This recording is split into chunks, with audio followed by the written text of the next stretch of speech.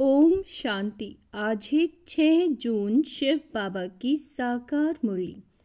आज मीठे बाबा कह रहे हैं, तुम्हारा एक एक बोल बहुत मीठा फर्स्ट क्लास होना चाहिए। जैसे बाप दुख हरता सुख करता है, ऐसे बाप समान सबको सुख दो। प्रश्न: लौकिक मित्र संबंधियों को ज्ञान देने की युक्ति क्या है?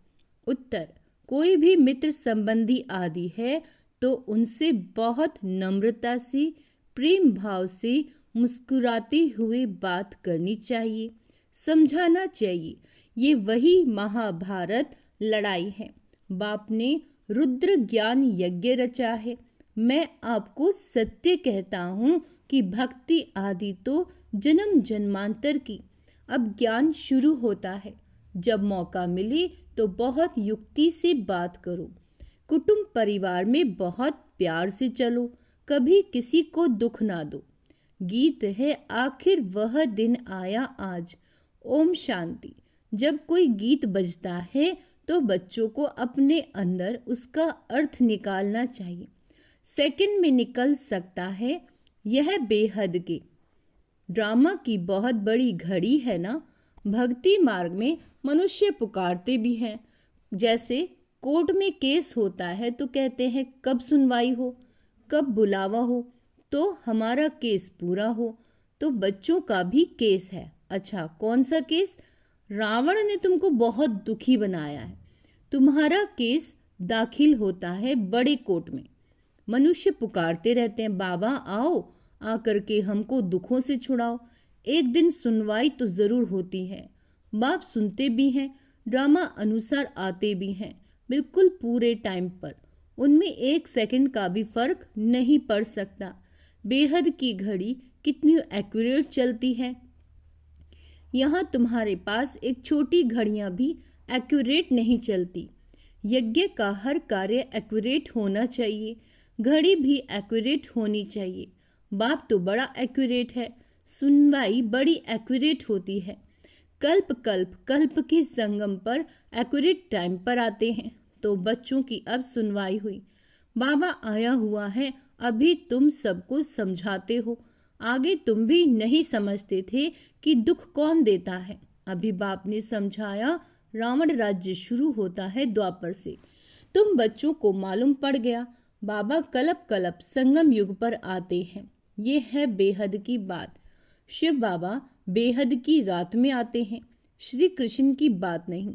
जब घोर अंधियारे में अज्ञान नींद में सोए रहते हैं तब ज्ञान सूर्य बाप आते हैं बच्चों को दिन में ले जाने।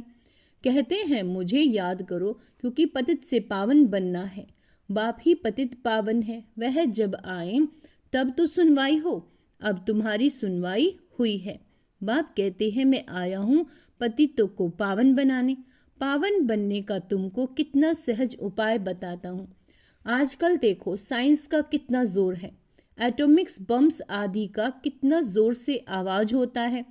तुम बच्चे साइलेंस के बल से इस साइंस पर जीत पाते हो।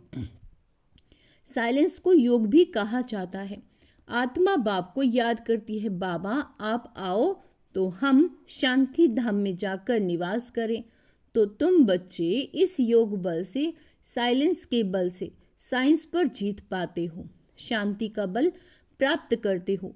साइंस से ही ये सारा विनाश होने का है। साइलेंस से तुम बच्चे विजय पाते हो। बाहुबल वाले कभी भी विश्व पर जीत पा नहीं सकते। यह पॉइंट्स भी तुमको प्रदर्शनी में लिखनी चाहिए। दिल्ली में बहुत सर्विस हो सकती है क्योंकि दिल्ली है सबका कैपिटल। तुम्हारी भी दिल्ली ही कैपिटल होगी। दिल्ली को ही परिस्तान कहा जाता है। पांडवों के किले तो नहीं है। बाबा कहते किला तब बांधा जाता है जब दुश्मन चढ़ाई करते हैं। तुमको तो किले आदि की दरकार रहती नहीं। तुम जानते हो हम साइलेंस के बल से अपना राज्य स्थापन कर रहे हैं। उन्हों की है आर्टिफिशियल साइलेंस। उनकी कैसी है? Artificial silence. तुम्हारी है रियल साइलेंस। ज्ञान का बल शांति का बल कहा जाता है। नॉलेज है पढ़ाई। पढ़ाई से ही बल मिलता है आत्मा को। पुलिस सुप्रिटेंडेंट बनते हैं। क्या बनते हैं? सुप्रिटेंडेंट। कितना बल रहता है, वो सब है जिस्मानी बातें। दुख देने वाली तुम्हारी हर बात रूहानी। तुम्हारे मुख से जो भी बोल निकलते हैं वो एक एक बोल ऐसे फर्स्ट क्लास मीठे हों जो सुनने वाला खुश हो जाए। जैसे बाप दुख हरता सुख करता है, ऐसे तुम बच्चों को भी सबको सुख देना है। कुटुंब परिवार को भी दुख आदि न हो। क्या कहते हैं बाबा? कुटुंब परिवार को भी दुख आदि न हो। कायदे अनुसार सबसे चलना है, बड़ों के साथ प्यार से चलना। मुख से अक्षर ऐसे मीठे फर्स्ट क्लास निकले जो सब खुश हो जाएं। बोलो शिव बाबा कहते हैं मन मना भव। उचित उच्च मैं हूँ, मुझे याद करने से ही तुम्हारे विकर्म विनाश होंगे। बहुत प्यार से बात करनी चाहिए। समझो कोई बड़ा भाई हो, बोलो दादाजी शिव बाबा कहते हैं मुझे याद करो। शिव बाबा कहते हैं मुझे याद करो। शिव बाबा जिसको रुद्र भी कहते हैं वही ज्ञान यज्ञ रचते हैं। श्री कृष्ण ज्ञान यज्ञ अक्षर नहीं सुनेंगे, रुद्र ज्ञान यज्ञ कहते हैं। तो रुद्र शिव बाबा ने यह यज्ञ रचा राजाई प्राप्त करने के लिए। ज्ञान और योग सिखला रहे। बाप कहते हैं भगवानुवाच्य मामे कम याद करो, क्योंकि अभी सबकी अंत घड़ी है। वानप्रस्थ अवस्था है, सबको वापस जाना है। मरने समय मनुष्यों को कहते हैं ना ईश्वर को याद करो। यहाँ ईश्वर स्वयं कहते हैं मौत सामने खड़ा है। क्या कहते हैं ईश्वर? मौत सामने खड़ा है, इससे कोई बच नहीं सकते। अंत में ही बाप आकर के कहते हैं कि बच्चे मुझे याद करो तो तुम्हारे पाप भस्म हो जाएंगे। बाबा को याद करने से क्या होगा? पाप भस्म हो जाएंगे। क्यों? क्योंकि 63 जन्म आत्मा ने देह अभिमान के कारण बहुत पाप किए हैं और बिना पाप कर्म चुकतू किए आत्मा परम धाम जा नहीं सकती। इनको याद की अग्नि कहाँ जाता है। बाबा गारंटी करते हैं कि इससे तुम्हारे पाप दग्ध होंगे। विकर्म विनाश होने का, पावन बनने का और कोई उपाय नहीं। पापों का बोझ सिर पर चढ़ते चढ़ते, खाद पड़ते पड़ते सोना 9 कैरेट हो गया है। 9 कैरेट के बाद मुलम्मा कहा जाता है। अभी फिर 24 कैरेट कैसे बने? आत्मा प्योर कैसे बने? है ना, प्योर आत्मा को जेवर भी प्योर मिलेगा, यानी शरीर। अभी मित्र संबंधी आदि हैं तो उनसे बहुत नम्रता से, प्रेम भाव से मुस्कुराते हुए बात करनी चाहिए, समझाना चाहिए। ये तो वही महाभारत लड़ाई है। ये रुद्र ज्ञान यज्ञ भी है। बाप द्वारा हमको सृष्टि के आदि मध्य अंत की नॉलेज मिल रही है और कहाँ भी ये नॉलेज मिल न सके। मैं आपको सत्य कहता हूँ, ये भक्ति आदि तो जन्म जन्मांतर की है। अब ज्ञान शुरू होता है। बाबा कहते भक्ति है रात और ज्ञान है दिन। सतयुग में भक्ति होती नहीं। ऐसे ऐसे युक्ति से बात करनी चाहिए। जब कोई मौका मिले, जब तीर मारना होता है तो समय और मौका देखा जाता है। ज्ञान देने की भी बड़ी युक्ति चाहिए। बाप युक्तियाँ तो सबके लिए बताते रहते हैं। पवित्रता तो बड़ी अच्छी है। ये लक्ष्मी नारायण हमारे बड़े पूज्य है ना, पूज्य पावन। फिर पुजारी पतित बने, पावन की पतित बैठ पूजा करें, ये भी शोभता नहीं। कई तो पतित से दूर भागते हैं। वल्लभाचारी कभी पाँव को छूने नहीं देते, समझते हैं ये छीछी मनुष्य है। मंदिरों में भी हमेशा ब्राह्मण की मूर्ति छूने का अलाव रहता है। शूद्र मनुष्य अंदर जाकर छू ना सके, वहाँ मनुष्य लोग ही उनको स्नान आदि कराते हैं और कोई को जाने नहीं देते। फर्क तो है ना। अब तो वो बाबा कहते अब वे तो है कुख वंशावली ब्राह्मण, तुम हो मुख वंशावली सच्चे ब्राह्मण। तुम उन ब्राह्मणों को अच्छा समझा सकते हो कि ब्राह्मण 2 प्रकार के होते हैं। एक तो है प्रजापिता ब्रह्मा के मुख वंशावली, अच्छा, और दूसरे है कख वंशावली। ब्रह्मा के मुख वंशावली ब्राह्मण है ऊंची उच्च चोटी। यज्ञ रचते हैं तो भी ब्राह्मणों को मुकर्रर किया जाता है। ये फिर है ज्ञान यज्ञ। ब्राह्मणों को ज्ञान मिलता है जो फिर देवता बनते हैं। वर्ण भी समझाए गए हैं। जो सर्विसेबल बच्चे होंगे उन्हें सर्विस का सदैव शौक रहता है। कहाँ प्रदर्शनी होगी तो झट सर्विस पर भागेंगे। हम जाकर ऐसी ऐसी पॉइंट समझाए। प्रदर्शनी में तो प्रजा बनने का विहंग मार्ग है। आपे ही ढेर आ जाते हैं तो समझाने वाले भी अच्छे होने चाहिए। अगर कोई ने पूरा नहीं समझाया तो कहेंगे बीके के पास यही ज्ञान है। डिससर्विस हो जाती है। प्रदर्शनी में एक ऐसा चुस्त हो जो समझाने वाले गाइड्स को देखता रहे। कोई बड़ा आदमी है तो उनको समझाने वाला भी ऐसा अच्छा देना चाहिए। कम समझाने वालों को हटा देना चाहिए। सुपरवाइज करने का बाबा क्या कहते हैं, सुपरवाइज करने पर एक अच्छा होना चाहिए। तुमको तो महात्माओं को भी बुलाना है। तुम सिर्फ बतलाते हो कि बाबा ऐसे कहते हैं। वह उचित उच्च भगवान है, वही रचयिता बाप है, बाकी सब है उनकी रचना। वर्षा बाप से मिलेगा। भाई भाई को वर्षा क्या देगा? कोई भी, बाबा कहते, सुख धाम का वर्षा दे न सके। वर्षा देते ही बाप है। सर्व का सदगति करने वाला एक ही बाप है, उनको याद करना है। बाप खुद आकर गोल्डन एज बनाते हैं। ब्रह्मा तन से स्वर्ग स्थापन करते हैं। शिव जयंती मनाते भी हैं, परंतु वह क्या करते हैं ये सब मनुष्य भूल गए हैं। शिव बाबा ही आकर राजयोग सिखलाए वर्षा देते हैं। 5000 वर्ष पहले भारत स्वर्ग था। लाखों वर्ष की तो बात ही नहीं, तिथि तारीख सब है, इनको कोई खंडन कर न सके। नई दुनिया और पुरानी दुनिया आधी आधी चाहिए। वह सत्युग की आयु लाखों वर्ष कह देते तो कोई हिसाब हो नहीं सकता। स्वास्तिका में भी पूरे 4 भाग हैं। 1250 वर्ष हर युग में बटे हुए हिसाब किया जाता है।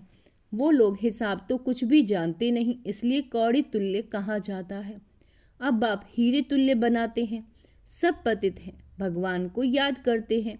उन्हों को भगवान आकर ज्ञान से गुलगुल बनाते हैं।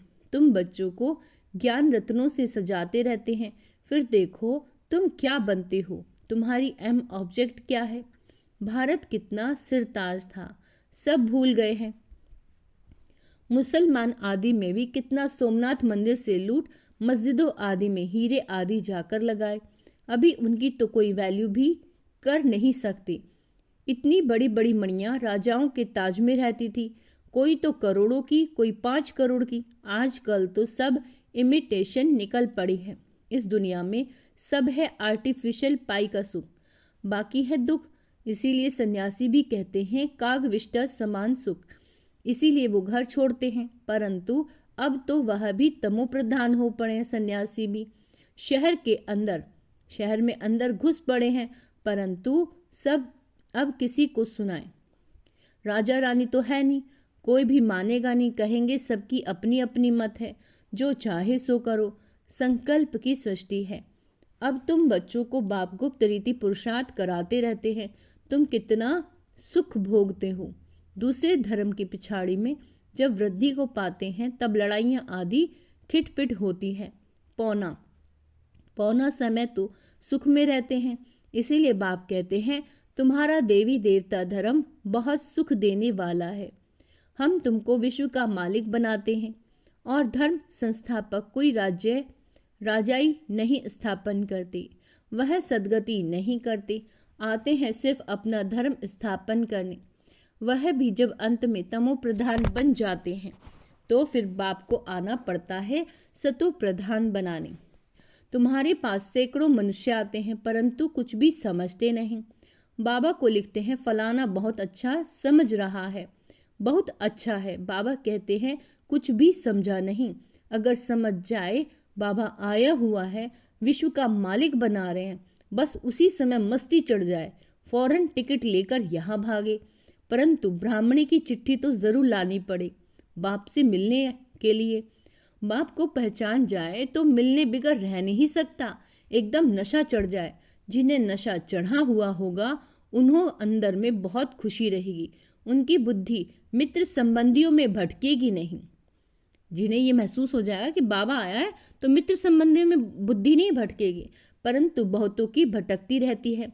ग्रस्त व्यवहार में रहते कमल फूल समान पवित्र बनना है और बाप की याद में रहना है बहुत सहज। जितना हो सके बाप को याद करते रहो। जैसे ऑफिस से छुट्टी लेते हैं वैसे धंधे से छुट्टी पाकर 1-2 दिन याद की यात्रा में बैठ जाओ। घड़ी घड़ी याद में बैठने के लिए अच्छा सारा दिन व्रत रख लेता हूँ, बाप को याद करने का। कितना जमा हो जाएगा, विकर्म भी विनाश होंगे। बाप की याद से ही सतो प्रधान बनना है। सारा दिन पूरा योग तो किसी का लग भी ना सके। माया विघ्न जरूर डालती है, फिर भी पुरुषार्थ करते करते विजय पा लेंगे। बस आज का सारा दिन बगीचे में बैठ बाप को याद करता हूँ। खाने पर भी बस याद में बैठ जाता हूँ। बाबा कहते ये है मेहनत। हमको पावन जरूर बनना है, मेहनत करनी है, औरों को भी रास्ता बताना है। बैच तो बहुत अच्छी चीज़ है। रास्ते में आपस में भी बात करते रहेंगे तो बहुत आकर सुनेंगे। बाप कहते हैं मुझे याद करो, बस मैसेज मिल गया तो हम रिस्पॉन्सिबिलिटी से छूट गए। अच्छा, मीठे मीठे सिके लदे बच्चों प्रति माता पिता बाप दादा का याद प्यार और गुड मॉर्निंग। रूहानी बाप की रूहानी बच्चों को नमस्ते। हम रूहानी बच्चों की रूहानी माता पिता बाप दादा को याद प्यार गुड मॉर्निंग नमस्ते मीठे बाबा, शुक्रिया बाबा, शुक्रिया। धारणा के लिए मुख्य सार। धंधे आदि से जब छुट्टी मिले तो याद में रहने का व्रत लेना है। माया पर विजय प्राप्त करने के लिए याद की मेहनत करनी है। बहुत नम्रता और प्रेम के भाव से मुस्कुराते हुए मित्र संबंधियों की सेवा करनी है। उनमें बुद्धि को भटकाना नहीं है। ये भी ध्यान रहे, सेवा सबकी करनी है लेकिन उनमें अपनी बुद्धि को भटकाना नहीं है। प्यार से बाप का परिचय देना है। वरदान, चलते फिरते फरिश्ते स्वरूप का साक्षात्कार कराने वाले साक्षात्कार मूर्त भव। क्या कह रहे हैं बाबा? चलते फिरते फरिश्ता स्वरूप का साक्षात्कार कराने वाले साक्षात्कार मूर्त भव। बाबा कहते हैं जब अपने दिल की, जैसे शुरू में चलते फिरते ब्रह्मा गुम होकर श्री कृष्ण दिखाई देते थे, इसी साक्षात्कार ने सब कुछ छुड़ा दिया। ऐसे साक्षात्कार द्वारा सभी की सेवा हो। अभी भी जब साक्षात्कार से प्राप्ति होगी तो बनने के बिना रह नहीं सकेंगे। इसीलिए चलते फिरते फरिश्ता स्वरूप का साक्षात्कार कराओ।